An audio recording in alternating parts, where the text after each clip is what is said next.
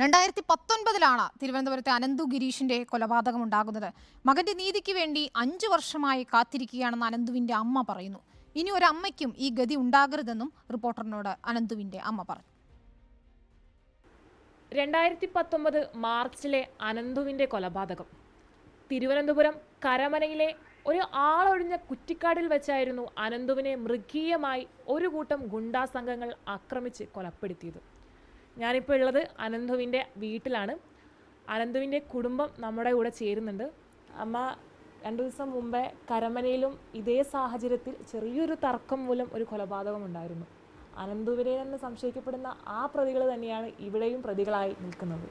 അന്ന് ഞാൻ ഇതുപോലെ എല്ലാ മാധ്യമങ്ങളോടും പറഞ്ഞതായിരുന്നു, അവന്മാരിന് ഒരിക്കലും വെളിയിൽ ഇറങ്ങരുതെന്ന് ഞാൻ അഭ്യർത്ഥിച്ച് ഒരുപാട് തൊഴുത് പറഞ്ഞതായിരുന്നു. ഒരിക്കലും ഒരു വെളിയിൽ ഇറങ്ങരുത്. എന്നിട്ടും അവർ 3 മാസമായപ്പം വെളിയിൽ ഇറങ്ങി.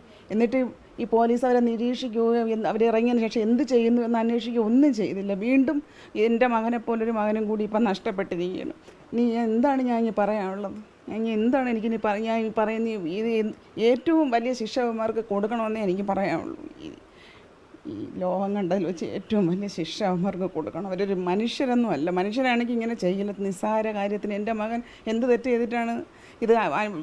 എനിക്ക് പറയാൻ തന്നെ വാക്കുകളില്ല. സത്യം പറഞ്ഞാൽ ഇന്നലെ മൊത്തം ഹോസ്പിറ്റലിലായിരുന്നു. വൈകിട്ടാണ് ഇന്നലെ ഹോസ്പിറ്റലിൽ നിന്ന് വന്നത്. നെഞ്ചുവേദനയായിട്ട് ഇതെല്ലാം വാർത്തകൾ വീണ്ടും വീണ്ടും കാണാം. അപ്പം നമുക്ക് വീണ്ടും വീണ്ടും വിഷമം വന്നുകൊണ്ടിരിക്കുകയാണ് നമ്മളിത്. അതുകൊണ്ട് ഞാൻ പറയും, എനിക്കിനി കൂടുതലൊന്നും പറയാനില്ല. സംസാരിക്കാനും ബുദ്ധിമുട്ടുണ്ട്, വയ്യ.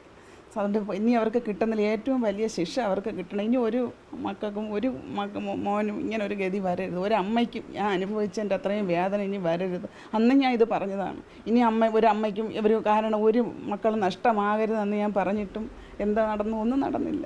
നമ്മളിതുപോലെ പറയും, നിങ്ങൾ ഇതൊക്കെ ചെയ്യും, പോവും, അപ്പോഴതോടെ അങ്ങ് തീരും.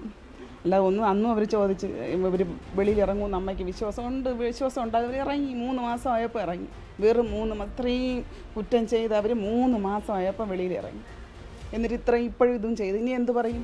കോടതിയും പോലീസും ഒക്കെ എന്താണ് ഇനി പറയാൻ പോണത്? എന്ത് പറയും? ഇനി അടുത്ത ഇതുപോലെ ചെയ്യപ്പോൾ അവർ വീണ്ടും ഇതുപോലെ വരും. അങ്ങനെ അത് ഇങ്ങനെ നീണ്ടു പോകും. അല്ലാതെ അവന്മാർക്ക് ശിക്ഷ കിട്ടുമെന്ന് എനിക്ക് തോന്നുന്നില്ല. ആ നീതിക്ക് വേണ്ടി ഞാൻ കാത്തിരിക്കുകയാണ്. എൻ്റെ മകൻ ഇല്ലാതായിട്ട് 5 വർഷം ഇന്നതാ ഈ ദിവസം 2 മാസം തികയാണ്. 5 വർഷം ഞാൻ എണ്ണി ജീവിക്കുകയാണ്. എൻ്റെ മകൻ പോയ ഓരോ നിമിഷവും ഓരോ ദിവസവും എണ്ണി ജീവിക്കുന്ന ഒരു അമ്മയാണ് ഞാൻ. അച്ഛാ, കേസിലെ നിലവിലെ അവസ്ഥ എന്താണ്? നമ്മളിത് സ്പീഡ് പോയി ഹൈക്കോടതിയിൽ പോയി സ്പെഷ്യൽ സാങ്ഷൻ വാങ്ങിച്ച് പിന്നെ വീണ്ടും ഹൈക്കോടതി അഡ്വക്കേറ്റ് നമ്മൾ സ്പെഷ്യൽ പ്രോസിക്യൂട്ട് അഡ്വക്കേറ്റിനെ നിയമിച്ചത്. അപ്പം അദ്ദേഹങ്ങളെല്ലാം ചെയ്തുകൊണ്ടിരിക്കുന്നത്. ഇപ്പോഴും കേസ് നെടുമങ്ങാട് SC കോടതിയിലായെന്ന് പറഞ്ഞു. അപ്പോൾ ജഡ്ജിയെ നിയമിച്ചില്ല, നിയമനം ഉടനെ ഉണ്ടാവുമെന്ന് പറഞ്ഞു. അത് കാത്തിരിക്കുകയാണ് നമ്മൾ.